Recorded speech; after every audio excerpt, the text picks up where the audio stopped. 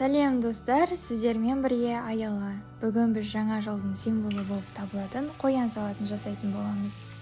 Ол үшін ең алдымен керек заттарды, яғни картоп, сәбіз, жұмыртқаны жақсылап тұрып жуып аламыз.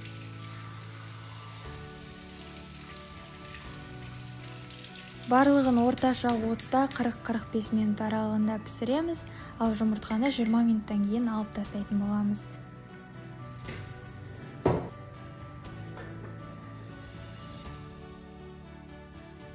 Піскен көкөністерді суытып алып, қабығын бір-бірлеп ашитын боламыз.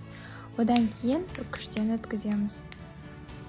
Жұмыртқаның ақ уызы мен сары уызын бір-бірінен ажыратып, жеке-жеке үккіштен өткізетін боламыз.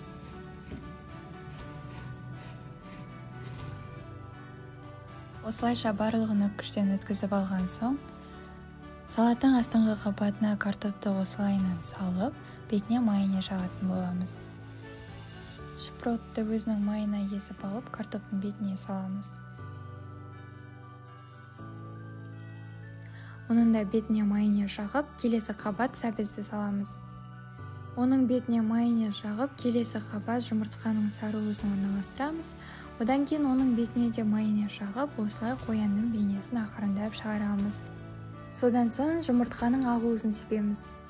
Мен алдын ала 40 қабаттан қоянның құлағын қиып алған болатынмын, және мұрны, көзі үшін мейізді қолдандым.